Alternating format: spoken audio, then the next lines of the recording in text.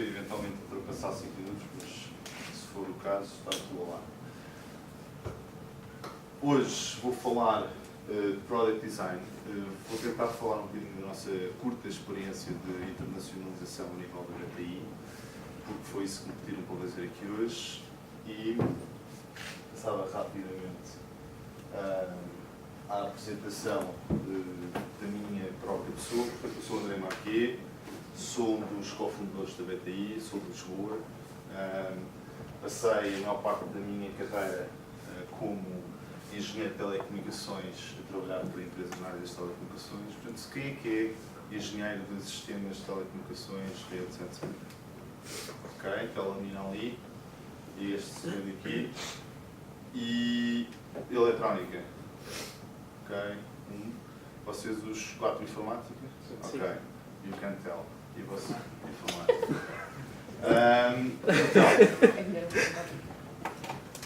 Curta experiência de informática, curta experiência de BTI no Brasil. Queria falar um bocadinho acerca disso, mas acho que não deve ser esse o foco da apresentação e, portanto, as minhas desculpas à organização por não falar muito disso, porque acho que a maior parte das pessoas que aqui estão hoje ainda não estariam preparadas ou sequer motivadas para ouvir falar da internacionalização. Vocês talvez estejam mais interessados em montar startups, em começar novos negócios e, primeiro é preciso começar e depois pensar em internacionalizar ou fazer uma experiência global. Na BTI sou responsável essencialmente por 4 programas. A Beta Talk, que é um programa de incentivo e motivação para o empreendedorismo, ocorre todos os dias 16 de cada mês em várias cidades do país. A Y Group, o Pedro foi um dos nossos patrocinadores, responsável pelo site, várias cidades do país. Portanto, se quiserem assistir talks motivacionais dadas por empreendedores, por pessoas essencialmente como vocês, que querem perceber um bocadinho melhor como é que funcionam estas coisas e ter uma experiência em primeira mão, quem tiver algo com o Pedro Janela, podem vir à próxima Beta Talk. Cá em Lisboa vai ser na Central Station, dia 16, esta quinta-feira, começa às 18h30 e é ali na zona de Castro. Se não, escrevam www.beta-talk.org, vejam os detalhes. Temos também o Startup Weekend, já vos vou falar do Startup Weekend. Estamos a organizar um festival dedicado ao empreendedorismo chamado Explorers Festival em novembro e sou também responsável pela internacionalização da BTI para o Brasil. O que é a BTI? A BTI é uma associação para a promoção do empreendedorismo e inovação. Há pouco perguntavam, a pergunta vinha aqui de um professor vosso, se não estou em erro, porque é que estão a fazer isto e querem se aproveitar dos empreendedores? Bom, eu penso que não. A maior parte das organizações que está nisto, ou está nisto numa perspectiva de mercado, ou está nisto numa perspectiva non-for-profit. É o caso da BTI. A BTI é uma associação sem fins lucrativos, nasceu há cerca de 3 anos e tem essencialmente como objetivo apoiar empreendedores a criar empresas e a promover o empreendedorismo. Como é que nós fazemos isso? Com vários programas. E esses programas advêm essencialmente uma constatação. Se olharem para esta estatística, que é a percentagem de jovens entre os 25 e os 34 anos que vivem em casa dos pais na Europa, chegam a ter uma constatação rápida, que é os países que estão a ter maiores dificuldades financeiras têm uma correlação evidente com a viver em casa dos pais. Há várias explicações para isso, mas uma delas tem a ver com o facto de a atitude das pessoas também ser importante para mudar esse paradigma. E, portanto, nós começámos a pensar que uma forma óbvia de ajudar os empreendedores era mudar um pouco o paradigma daquilo que era o ensino dos programas de aceleração, ou pré-aceleração, até dos programas de ensino de empreendedorismo que existiam. Passavam muito pelo plano de negócios. Achamos que o plano de negócios hoje em dia faz cada vez menos sentido para as fases iniciais em que muitos dos projetos que passam pelos nossos programas de aceleração estão e, portanto, trabalhamos com outro tipo de metodologias. Porque, afinal de contas, e quem é que quer ser empreendedor?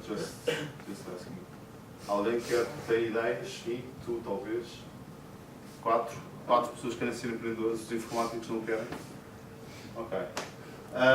Nenhum plano de negócios sobrevive ao primeiro contato com o cliente. Extrapolações fantásticas, achamos que vamos vender 100 mil downloads desta aplicação nas primeiras 6 semanas e depois a coisa não é bem assim. Portanto, mais do que fazer o plano de negócios, se calhar é preciso pensar em outras coisas. E depois temos outros obstáculos, nomeadamente não termos equipa, não temos ideia, não temos dinheiro, não sabemos como fazer. Então, nós trabalhamos um programa que se chama Startup Weekend. E é esse programa e essa metodologia que eu gostava de falar aqui um pouco hoje, antes de falar depois das minhas experiências em termos de internacionalização. Então, rapidamente, o que é que nós fazemos? Temos essencialmente 5 áreas. A área de inspiração, com um programa chamado Beta Talk, um programa muito simples, 2 horas, com 2 empreendedores a contarem a sua experiência de empreendedorismo. E depois temos a área de ideação, com o Startup Weekend. Ideação que não é mais do que pessoas que têm ideias que querem, no fim de semana, desenvolver um protótipo e perceber se aquela ideia tem pernas para andar. Não tem equipa, não tem recursos, essencialmente tem 54 horas para que no fim de semana consigam pôr à prova aquilo que pode ser uma ideia, ou se não tiverem ideia, se forem só informáticos, disponíveis a aprender e querer ajudar outras pessoas, podem se juntar com quem tem ideia e tentar criar aqui uma nova empresa. E depois temos um programa de pré-aceleração chamado Beta Start, não vou detalhar aqui hoje. Temos um programa também de aceleração chamado Founders Institute, um programa chamado Seed Camp, já para quem tem as startups montadas e precisa de dinheirinho para pôr aquilo a andar um pouco mais rápido.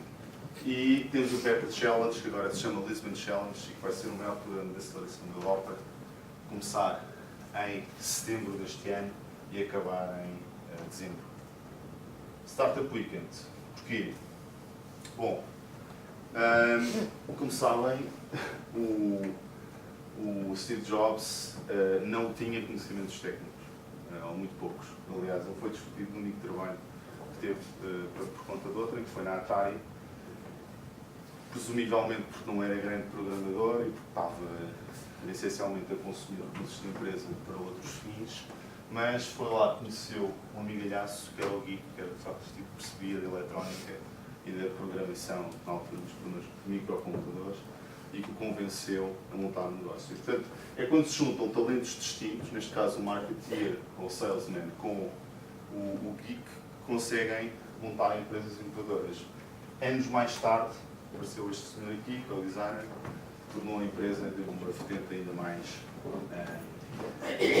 conhecida e que, no fundo, transformou a Apple naquilo que é hoje. Não obstante deles terem tido, evidentemente, muitos designers, entretanto, e do Steve Wozniak, que já não está na empresa, o core da empresa era, de facto, esta visão do fundador e do empreendedor, que foi o Steve Jobs. E, portanto, o Startup Weekend o que tenta fazer são estas equipas multidisciplinares, como estava o Pedro Janela a falar há pouco, que é juntar, por um lado, designers, por outro lado, engenheiros e, por outro lado, marketeers. Eu diria que a maior parte das pessoas que aqui está ainda tem poucos conhecimentos de vendas, poucos conhecimentos de mercado e tem uma abordagem pouco empírica àquilo que é o negócio. Eventualmente podem até ser empreendedores e ter já esse bichinho aí a funcionar. Provavelmente não percebem nada de design, ou muito pouco, e portanto o que nós fazemos é convidar pessoas destes três universos, interceptá-los, metê-los no mesmo microcosmos durante um fim de semana e criar as condições neste tubo de ensaio para que saia dali uma experiência eventualmente bem-sucedida. No final do fim de semana há um júri com várias competências, o Pedro Janela pensa que já tem sido júri do Startup anterior, e ou que faz investimento logo naquela ideia que tem um protótipo que foi desenvolvido em 54 horas. E penso que vocês não ficariam muito surpreendidos em pensar que, por exemplo, uma empresa na área eletrónica pode desenvolver um protótipo razoavelmente rapidamente, em 54 horas, com um board, com um Raspberry Pi ligado a um controlador, ligado a um sensor, e consegue automatizar aquilo com um servidor qualquer, consegue mostrar um protótipo a funcionar e dizer a nossa ideia de negócio é fazer isto e desenvolver este mercado. Bom, antes de fazerem o protótipo, convém pensarmos E é isto que nós fazíamos, e é sobre isto que eu vou falar aqui hoje, o chamado modelo de negócio, Business Model Canvas. Quem é que já ouviu falar do Business Model Canvas? Ok, 3 pessoas sabem fazer o Business Model Canvas? Não. Já ouviram falar? Ok. Hoje eu vou tentar explicar muito rapidamente como é que se faz um Business Model Canvas. Não é difícil, eu concordo muito com aquilo que o Pedro disse há pouco. Para um estudante de engenharia, quase tudo é fácil, ok? A não ser letras. Mas à partida não devem ser confrontados com esse desafio profissional na vossa vida, a não ser que queiram fazer um career shift muito grande. E portanto, o Alex Osterweiler foi o criador desta tela de negócio, ou desta tela de negócio. Acho que em português do Brasil, pelo menos eles chamam isto de tela de modelo de negócio. Foi o seguinte: desenhar um modelo de negócio é tão importante ou mais importante que desenhar um produto. Ok? Nós, engenheiros em particular, temos muito aquele foco: o meu produto é isto, vai fazer aquilo para resolver este problema. Ok, como é que eu vendo? That's another issue. Isso não está necessariamente mal, mas o que nós tentamos trazer para cima deste raciocínio é: ok, wait a minute, espera um minuto, antes de fazeres, pensa só como é que vais desenhar o meu negócio. Até porque se tiverem pessoas que não são da vossa área, é importante que elas estejam envolvidas e percebam uma parte das coisas. Business Model Generation. Vamos só fazer um exercício rápido. Estamos neste momento com cerca de 18 minutos percorridos, ou melhor, 10 minutos percorridos. E portanto vamos pensar num minuto como é que definem um modelo de negócio. E isto é só válido para a assistência e não para os participantes enquanto oradores, porque eles já sabem. Portanto, rapidamente podem soltar aqui este grupo 3, os 4 geeks informáticos e que não vale, não sei se querem fazer exercício, se querem fazer exercício não, mas se quiser tudo bem. Ok? Como é que definem um modelo de negócio? Depois, daqui a um minuto, eu pergunto-vos que conclusões é que chegaram.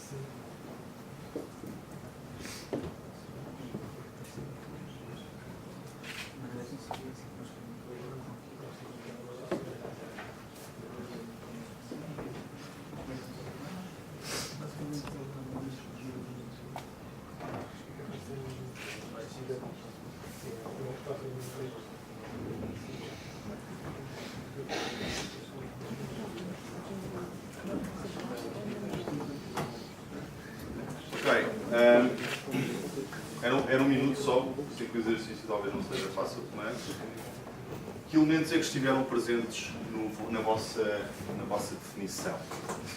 Vamos começar aqui por este lado. Que elementos é que estiveram presentes na definição consensual a que chegaram? Sim. O que é um modelo de negócio? No negócio, para nós, vai para além do próprio produto que nós estamos a comercializar. Vai para a nossa operação, o nosso relacionamento com os clientes, a maneira que nós esperamos ver lucro, os nossos revenue streams. Ok, vocês já conhecem a tela de negócio, que mostra que já conhecem um pouco isso, mas ainda assim acho que chegaram ali a algum conjunto de questões interessantes. Este grupo é essencialmente igual àquilo que este colega disse. Sim, verbalizem um pouco mais, tipo, consigam construir assim um espaço completo. Um modelo de negócios. Acho que deve englobar o produto, o mercado ao que se destina, um pouco da concorrência e depois então as previsões em relação ao futuro. Está complexo. Consegues descrever isso de uma forma mais simples? Resumo, Sim. como é que nós vendemos o nosso produto ao mercado? Da maneira como nós queremos fazer com que a nossa empresa tenha sucesso e como é que o nosso produto vai ser bem sucedido em comparação com os outros. Ok, gosto mais desta definição aqui de baixo. Vocês os quatro. Podem usar as respostas anteriores. Ou podem dizer, não, as respostas anteriores. Força. Posição. Ok, muito bem. Sim, é um pouco tudo aquilo que eles disseram, de facto. E o que a tela do meu negócio tenta fazer é isto, é sistematizar algumas das coisas que foram ditas, sobretudo aqui deste lado, e depois que foram sumarizadas. Como é que chamas? David. Então, tem 9 áreas. Uma área de parceiros, em que nós dizemos quem são os nossos parceiros.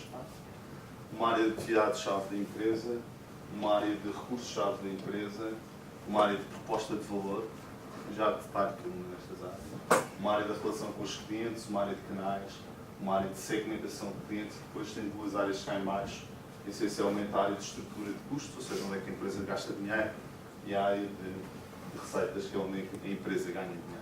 Os fluxos de receitas, isso também foi dito aqui pelo bem.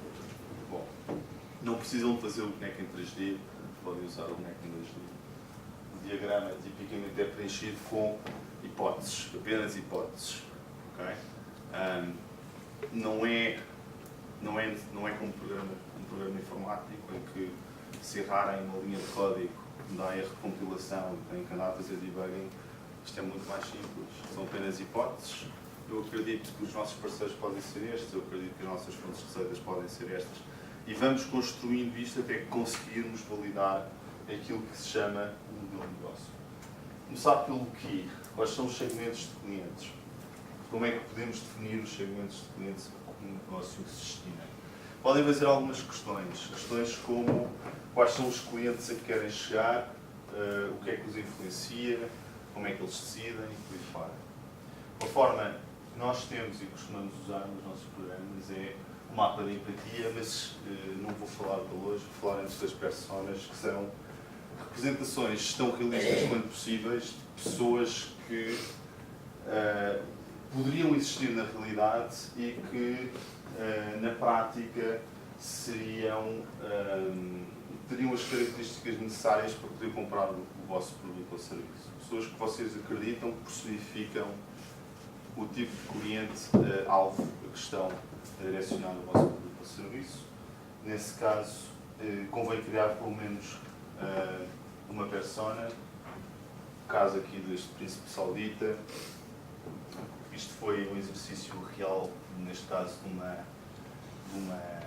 uma empresa de imobiliário, que chegou à conclusão que os clientes deles estavam fora do país e, portanto, aquilo que eles tinham de fazer era criar personas, neste caso estrangeiras. Chegaram à conclusão que era um príncipe saudita e, portanto, como um bom príncipe saudita, acorda às 6 da manhã, vai rezar, vai fazer a primeira oração do dia, eventualmente, se for ramadão, come até às 9 da noite, mas começa logo a ver e-mails e a consultar a sua agenda e, portanto, é este tipo de relação que têm que perceber quando fazem uma persona, é fazer o dia-a-dia dessa pessoa, perceber o cotidiano dessa pessoa, perceber o que é que essa pessoa faz, o que é que essa pessoa durante o longo do dia pode fazer para interagir com o vosso produto ou serviço. Proposta de valor. Proposta de valor tem a ver com o problema que estão a resolver e tem a ver com aquilo que o David disse, que era tinha a ver com a definição do negócio que ele falou, em que propõe, em que se deve diferenciar entre problema e solução, e se a solução que estão a desenvolver de facto entrega valor para o cliente ou não, e quais são os principais atributos dessa solução. Em relação aos atributos da solução, convém pensarem que não podem oferecer tudo. Aquilo que nós ouvimos frequentemente é qualquer coisa do género: eu vou fazer isto, e vou ser... A minha diferenciação é ser bom em tudo. Porque a minha concorrência é má nisto e má naquilo. Então vou ser bom em tudo. É um erro comum de principiantes nestas coisas, é começarem a acreditar: eu vou-me diferenciar pela qualidade. E a diferenciação pela qualidade é uma coisa que na prática não existe. Vocês podem se diferenciar por features que vocês têm que os outros não têm. Dar um exemplo concreto. Startup Weekend, este programa que vos falei há pouco. Startup Weekend, como tantos outros programas de aceleração, pode ser qualificado desta forma. Não tem capital inicial, não tem subsídios, não tem período de incubação, não tem instalações um bocado pequeninas, tem alguma focalização nas receitas, ou seja, ao longo do programa o júri vai tentar perceber se vocês são capazes de gerar receitas, falaram com os clientes, etc. Portanto, está entre o vaporware e a faturação efetiva. Tem alguma seletividade nas equipas, dá alguma formação, pode ter speakers, pode convidar pessoas a falarem sobre algumas temáticas, mas essencialmente é muito forte em mentores. É aqui que ele é muito forte. Ao longo do fim de semana tem talvez uns 10 mentores que falam de várias áreas, desde Product Development até Design, passando por desenvolvimento informático e por aí fora. Se compararem com uma capital de risco, que também está nesta indústria do apoio a startups, uma capital de risco não tem uma série de coisas que o Startup Week e outros programas de aceleração têm. Ou seja, o capital forte é no capital inicial, nos subsídios, talvez no período de incubação, não vos vai dar instalações, não vos vai focalizar nas receitas, pelo menos no princípio, não vai ter muita seletividade, ou pelo menos alguma, mas não é propriamente o foco, não dá qualquer tipo de formação e não tem mentores. Portanto, os senhores da Capital Venture, neste caso da Portugal Ventures, o que fazem é tomem lá o dinheirinho e daqui a 6 meses a gente tem mais uma reunião para ver como é que isso está a correr. Mas não vão convosco à conservatória, não vão convosco montar a empresa, não estão lá das 9 às 5 para falar convosco, não digam lá, pá, tem problemas, como é que é? Esse senhor, esse cliente, aquele cliente é tramado.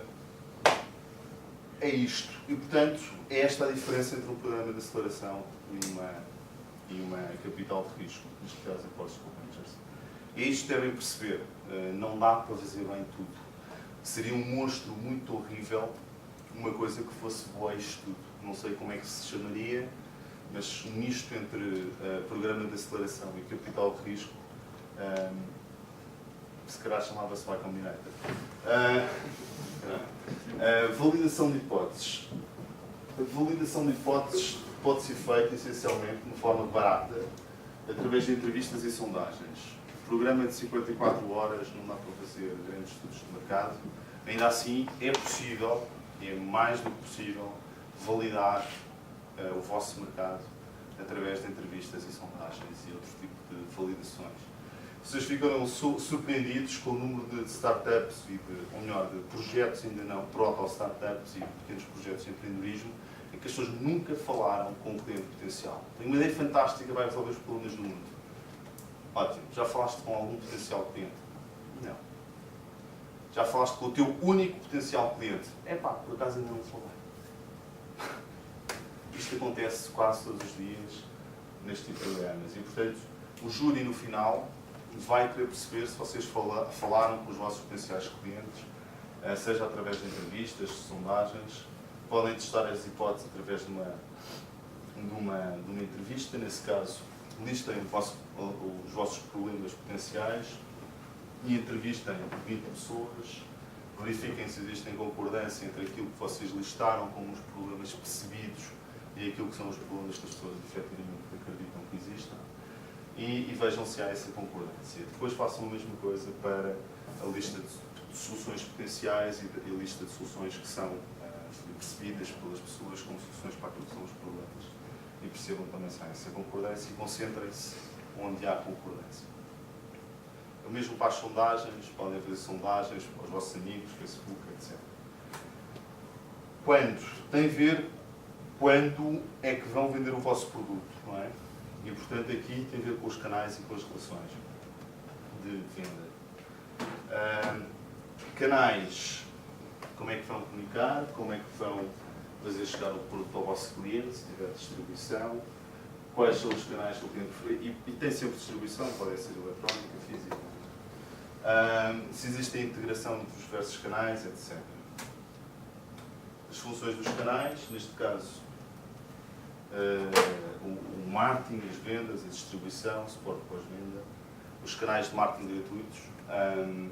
É surpreendente o que se consegue hoje fazer com uma abordagem lean startup sem gastar praticamente um cêntimo, ainda que o Pedro Janela esteja no negócio dos canais pagos, mas obviamente para quem não tem dinheiro para investir nesses canais há outras soluções, nomeadamente estas, quase todas ao alcance de pessoas motivadas.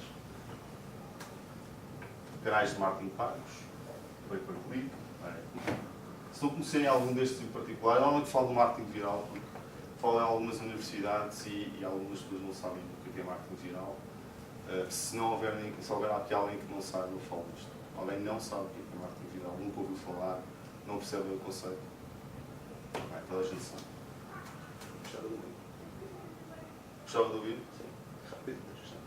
Ok, vou explicar rapidamente o conceito, porque essencialmente é uma forma de poderem fazer chegar a vossa ideia, a vossa ideia de produto ou a vossa ideia de serviço a quem quer de uma forma particularmente efetiva, se forem imaginativos e criativos, ou se tiverem a sorte de apanhar assim coisas estranhas. Mas a ideia é a antiga word of mouth, materializada e exponenciada hoje com o acesso às novas tecnologias de informação, ou seja, termos uma ideia particularmente poderosa que, transmitida a um grupo reduzido de pessoas, mas particularmente influentes, porque têm redes diversificadas, tal como o Pedro disse há pouco, esta importância de termos redes que sejam heterogéneas e não muito homogéneas no tipo de pessoas que as constituem, depois ter um poder de virulência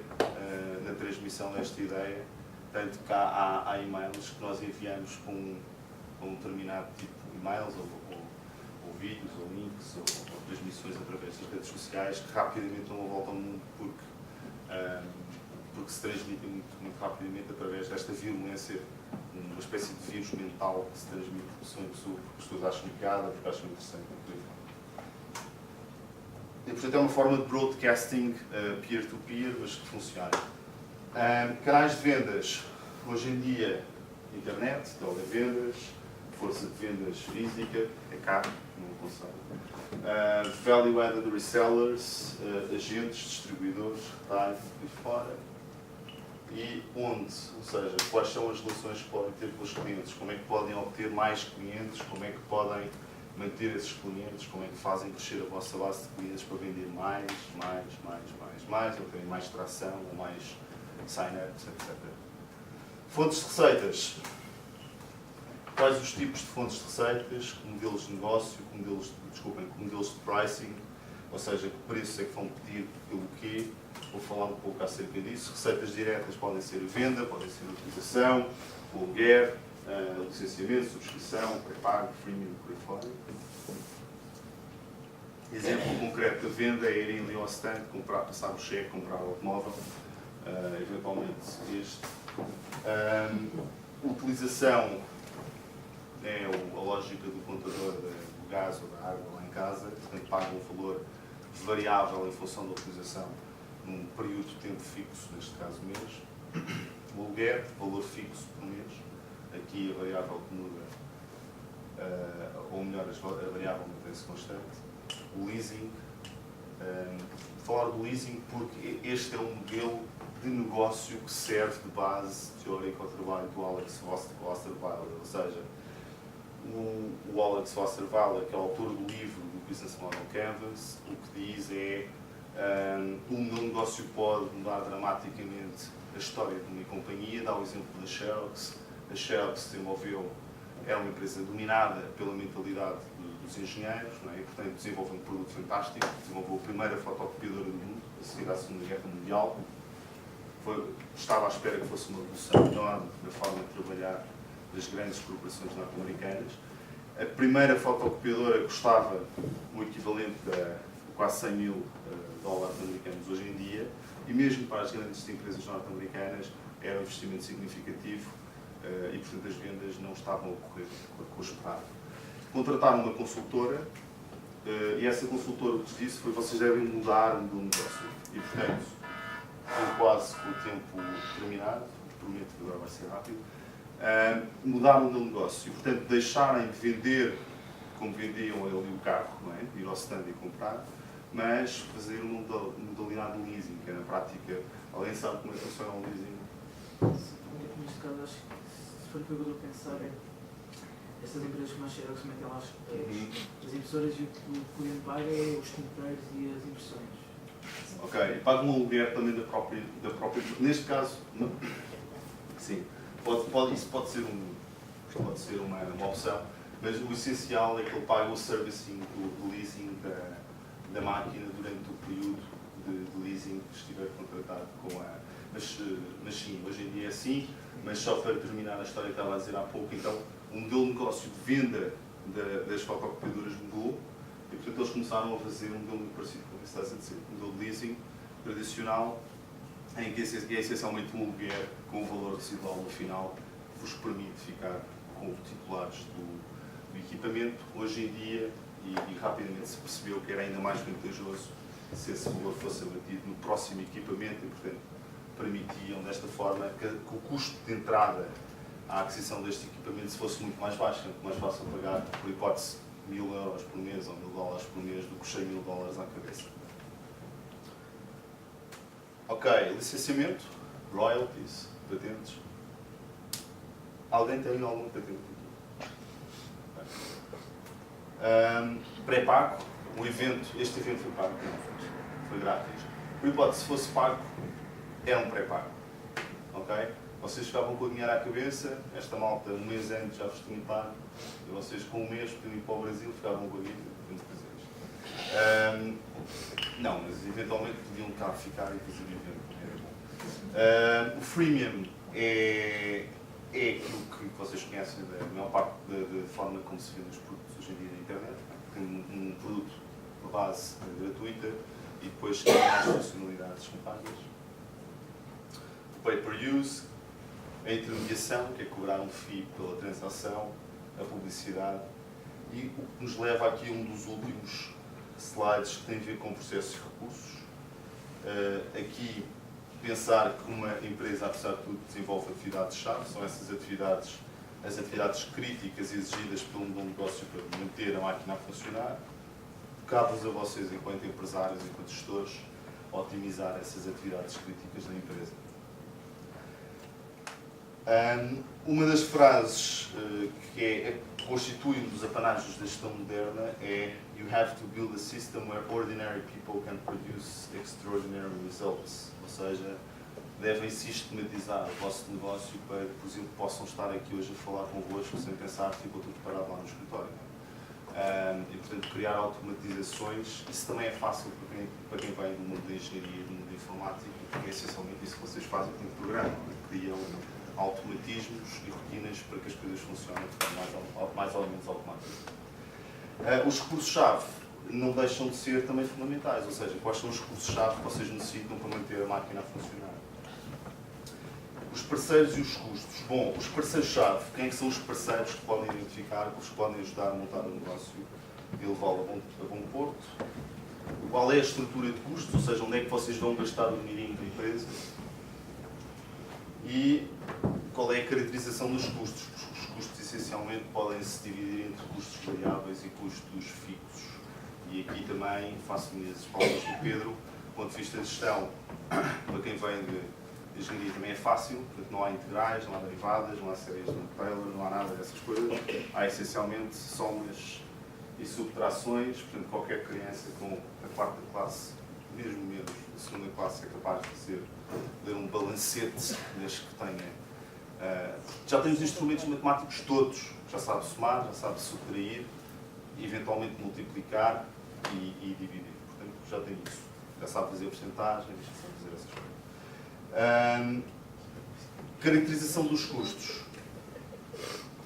Exemplo de custos variáveis. Marketing, as matérias-primas, se tiverem matérias-primas. Exemplo de custos fixos, instalações, equipamentos industriais e os salários. Os salários são 90% dos custos fixos de 90% das empresas em Portugal. E sobretudo das empresas de serviços técnicos. Bom, eu queria fazer aqui um exercício, penso que já não seja possível fazer, mas vou pelo menos fazer o exercício do ponto de vista da tela. Vamos tentar fazê-lo em conjunto. Tem a ver com o modelo de negócio da Nespresso. A Nespresso, como sabem, alterou o modelo de negócio da venda de café. E o exercício tem... Toda a gente sabe o que é uma máquina de Nespresso. Eu já fiz isto em Cabo Verde, em que ninguém sabia o que era uma máquina de Nespresso, por exemplo. E ninguém sabia. Havia uma pessoa que sabia o que era uma máquina de Nespresso. E explicou aos outros. E eles conseguiram fazer o exercício sozinhos. As instruções são: cada membro do grupo coloca até 3 post-its. Aqui não vamos ter 3 post-its, mas essencialmente o que vos pedia era para tentarmos construir aqui um modelo de negócio do Nespresso todos juntos. Okay? Temos aqui a tela da visão geral do modelo de negócio e vamos tentar perceber cada um destes segmentos. Deixa-me só fazer aqui da calma e perceber rapidamente. Okay. O segmento de clientes, qual é o segmento de clientes da máquina da Nespresso? Quais são os clientes que eles estão à procura? E esta malta, aqui deste Dispostas a gastar. Desculpa? Pessoas dispostas a gastar. Ok, sempre isso é um IVA, não é? As pessoas têm que estar dispostas a gastar. Mas que tipo de cliente é que estão? Premium. Ok, pessoas com bom poder aquisitivo. Ok, isso é interessante, mas que tipo de mercado é que estás a atacar com uma máquina destas? Tipos que consomem café em casa. Pessoas que consomam café em casa, ok? Mas para isso uma máquina normal de café, daquelas cafeteiras, serviria, certo? Portanto, tem que ser uma mistura destas duas coisas. As pessoas que gostam de café premium, uma experiência parecida à que tem no café da esquina, mas em casa, ok? E só em casa? Ok. Então, os segmentos de clientes são os particulares, consumidores de café expresso, tipo pica, em casa ou das empresas. A maior parte das empresas Mas tem. seria também considerar as pessoas que são certamente beneficiáveis. Aquelas pessoas que têm porque é moda. Uhum. Ok. Isso é um sub. É uma particularidade deste tipo de segmento. O driver das pessoas que gostam porque é moda não é propriamente um segmento, neste caso. Ok. Processo de valor. Eu vou pôr esta aqui porque a proposição de valor é essencialmente muito parecida aos segmentos. Ou seja, a proposição de valor é vocês darem café expresso, a experiência do café expresso, levá-la para casa. Esta é a proposta de valor base desta máquina. Passávamos então para o próximo, que é os canais de distribuição da Nespresso. Desculpa, internet, ok, mais. Lojas físicas, boa. Coisa de entrega à casa. Entrega à casa, boa. Pessoal, vocês também bebem café, I'm sure. Então, Não tem Nespresso. mas sabem o que é? Ok. Vocês já disseram para a metade, não é? Internet, entrega à casa, loja, tem as lojas da Nespresso, tem a central telefónica, cobrem praticamente todos os canais que existem, possíveis e imaginários, mas tipicamente não estão num muito importante, que são os supermercados. Ok? Porquê? Por causa disto que este senhor disse aqui há pouco, que é. Desculpa, não percebi. O premium. Eles não querem estar associados a um consumo muito democratizado. Ok. O relacionamento com o cliente que tem o Clube Nespresso, confesso que nunca experimentei, mas. E depois tem a estrutura de custos, ou melhor, receitas, que é por um lado a venda das cápsulas e por outro, sobretudo a venda das cápsulas e por outro a venda das máquinas sempre que são lançadas. Não havia também de incluir aí o resto O que é o resto? do catálogo que eles têm. O que é o resto do catálogo de Sabe? A chave, a subscrição. Ok. Tudo o resto. Mas eu não sei o que é o resto. A chave dos mais. A chave, os pacotes de decisões que eles têm especializados, Ok. os poderes. Ok, sim.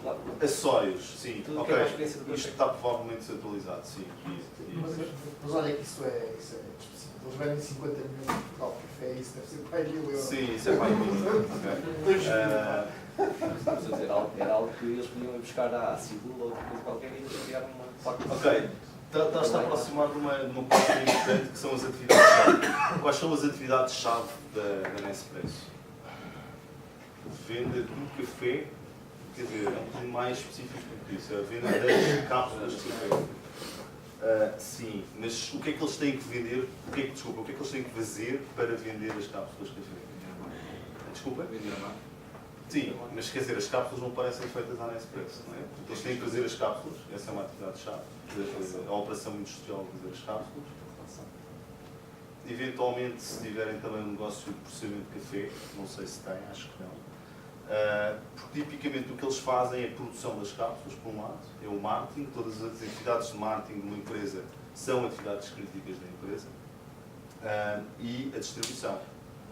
A distribuição e todos os canais de distribuição. Há mais coisas, mas estas são essencialmente as fundamentais. Inovação também. Inovação. A inovação é importantíssima e essencial. Eu ia falar de inovação Mais aqui tarde. nos recursos-chave, mas ainda bem que a Cristiana falou de inovação. Portanto, gastam muito dinheiro, uma parte muito significativa E diferentes sabores, estão sempre a inovar, não é? Sem dúvida, sem dúvida. Neste caso, uma atividade-chave é o Research and Development, que estão muito forte. E os recursos-chave são precisamente os canais de distribuição, as instalações de produção e as patentes, que são o produto tangível, materializável do Research and Development da Nespresso. Sem as patentes, aquele modelo de negócio dificilmente seria possível. Qualquer competitor conseguia fazer cápsulas daquelas. Okay? Então, parceiro-chave, os fabricantes das máquinas de café, porque aquelas máquinas de café, regra geral, são feitas por outros parceiros industriais, mais parceiros-chave, os produtores de café, ok? Eventualmente, etc. Certo? E o que nos leva à estrutura de custo, onde é que eles gastam dinheiro deles. Produção de eventos e mais. Pá, pagar ao Cluny, pá. Ok, marketing, etc., produção, distribuição e por aí fora. Tudo que está ligado às atividades-chave. Pronto, essencialmente fizeram este exercício. Eu agradeço-vos isto e gostava apenas de deixar aqui o convite para, se quiserem vir, não sei se também, acho que não, ao próximo Startup Weekend, vai ser em Lisboa, nos dias 21, 22 e 23 de junho. As inscrições já estão disponíveis e é uma excelente forma para quem é de engenharia, conhecer pessoas que são de design, pessoas que são de marketing, pessoas que são de finanças, pessoas que são de gestão e poderem dar corpo a algumas das ideias que parece que já existem aqui nesta sala. E aqueles que não têm ideias, eventualmente, poder participar, sim, força. Se nós tivéssemos alguma ideia e fôssemos aí, nós lutávamos a correr o risco de mostrar a nossa ideia a outras pessoas que... É a pergunta que toda a gente faz sempre. Até irrita. Peço desculpa. Não, é pá, é uma pergunta mais do que legítima. É uma pergunta mais do que legítima. Mas o que é que toda a gente faz essa pergunta sempre. Mas não é só em Portugal. O programa existe em todo o mundo, existem mais de 1000 cidades e eu também já fui facilitador deste evento fora de Portugal. E é uma pergunta que também fazem lá fora, no Brasil então, fazem essa pergunta em cada startup weekend. Bom, sim, há esse risco, mas esse risco é quase negligenciável. Ok? Tipicamente as pessoas não estão a trabalhar de copiar ideias. Eu acho que o Pedro já disse isto há pouco na apresentação dele. As ideias valem muito pouco. Okay? Se vais a um venture capital, pá, tenho uma ideia fantástica, pá, fantástica, mas raramente dão dinheiro, dão-te apoio só pela ideia. Não é? As ideias muito dificilmente são tão inovadoras assim que têm um impacto tão tremendo e tão estrutural no negócio. O que conta são as pessoas. 99% das vezes o que conta são as pessoas. A mesma pessoa com a mesma ideia. Quer dizer, a ideia há pouco foi transmitida aqui também, não é? Duas pessoas diferentes com a mesma ideia, uma pode fazer o Facebook, a outra pode não conseguir programar uma linha de código. Quer dizer, sabe? Não tenham medo, eu acho que isso nunca aconteceu, na história do Startup Weekend já se realizaram mais de 10 mil eventos a nível mundial. Não há histórico de ter havido sequer uma vez alguém que se chateou por causa disso, porque aquele grupo fez a ideia que eu tinha feito no pitch inicial. Portanto, a ideia é, vocês na sexta-feira apresentam as vossas ideias, as ideias são votadas, as mais votadas dão direito a grupo, portanto o grupo é constituído, e depois mesmo que tenhas direito a grupo, podes não ter pessoas suficientemente interessadas em constituir equipa contigo, porque podes ter uma ideia fantástica que é votada, mas depois as pessoas acham que és um cretino e que não querem trabalhar contigo, porque acham que este gajo tem ideia, só ele é que quer fazer, não vai ser capaz de abrir o jogo para que outras pessoas participem. Portanto, é preciso uma equipa, é preciso que essa equipa seja eventualmente multidisciplinar, seja focada, seja talentosa e que tenha uma ideia que possa trabalhar. O que acontece também quase sempre é que a ideia que começam a trabalhar quase nunca é a ideia que termina no domingo. Nunca. Raríssimas vezes, que a ideia que é apresentada na sexta. Reparem uma coisa, se uma ideia não é a mesma quando é apresentada na sexta, quando é, digamos, apresentada na sexta e depois quando é apresentada no domingo, o que é que vocês acham que acontece com uma startup que começa hoje e daqui a 3 meses, daqui a 6 meses? As ideias evoluem e isso é normal porque as pessoas chegam à conclusão que o mercado não é bem aquele, que se calhar a ideia de negócio tem que ser alterada e tudo mais. Fui claro em relação a esta questão? Posso falar? Posso. Qual que é, do seu ponto de vista, a maior vantagem do Startup Weekend em comparação com outros concursos que há aqui já? Eu acho que a grande vantagem é que é pequeno. E, portanto, não tens de gramar aquilo durante muito tempo. Um programa como o Happy Start, que é um programa que demora 6 semanas, e que é um programa full-time, é um programa que exige muito de ti. Não é? Um programa que tu fazes num fim de semana, podes estar a ter aulas, chegas à sexta-feira às 5 da tarde, metes-te no comboio para Lisboa, sais ali no Caixotré, estás a 5 minutos da Central Station, que é a antiga estação central dos Correios, entras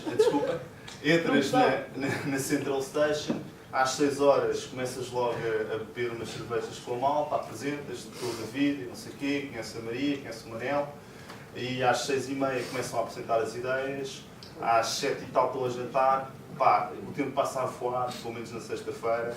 Depois começa a ser um bocadinho mais duro, porque há pessoal que se entusiasma e fica ali a noite toda a trabalhar na ideia para sábado, não dorme, há pessoas que não dormem durante 54 horas.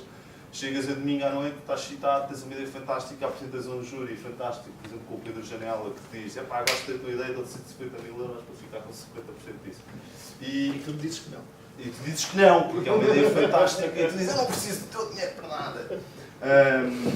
Mas estás a perceber, eu acho que é essencialmente um programa com um bom equilíbrio entre o tempo e a energia que tu despendes para tentares validar a tua ideia, face a outros programas de aceleração que são bastante mais longos e que vão exigir muito mais de ti. E, portanto, para pessoas que têm ideias e queiram constituir equipa e não tenham, digamos, o tempo todo do mundo para o fazer, é um bom primeiro programa para validarem se aquilo é só uma ideia com a qual estou excitado agora, ou se isto é mesmo para avançar. Eu acho que tenho aqui uma coisa que pode mesmo andar para a frente. Foi claro? Foi então, foi claro. E depois lá basta levar uma ideia ou temos que levar uma coisa já feita? Não, era o que eu estava a dizer há pouco. Vocês, por exemplo, disseram que não tinham ideias de negócio. That's fine. Aqui o David, por exemplo, tem uma ideia de negócio. Diz, ele apresenta a ideia, vocês gostarem da ideia dele, no final da apresentação das ideias, se a ideia dele tiver sido votada por toda a gente como uma ideia válida para ser trabalhada durante o fim de semana, quem estiver interessado na ideia vai falar com o David e diz: olha, gostei muito da tua ideia, gostava de trabalhar na tua equipa, eu sou informático, tu és engenheiro eletrotécnico, eletrónica.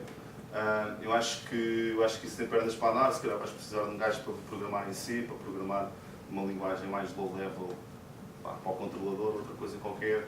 E se calhar gostava de participar nisso, etc. Ou para fazer o web interface da coisa, ou server-side.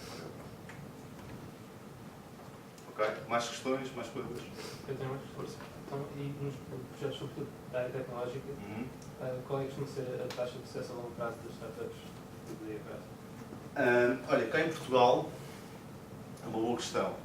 Eu não te consigo dar uma porcentagem exata, posso dar alguns exemplos de projetos tecnológicos que foram estruturados no Startup Weekend. Por exemplo, no Startup Weekend de há um ano e meio atrás, portanto de novembro de 2011, uma das startups que saiu lá foi a Uniplaces, que é uma startup é uma startup, eu diria tecnológica, embora também tenha uma parte que não é muito tecnológica, mas digamos o motor de busca e tudo isso é fortemente tecnológico.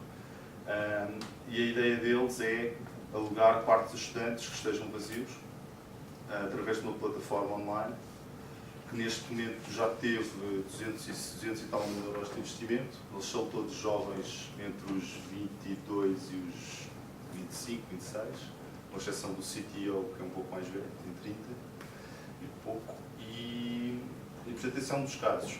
Em relação à taxa de sucesso especificamente de empresas tecnológicas, eu não sei dizer ao certo, mas o que eu te posso dizer é que, independentemente de tu conseguires, o que acontece muitas vezes é que as pessoas que se criam em volta daquele grupo em 54 horas não são as pessoas que depois vão efetivamente desenvolver a ideia.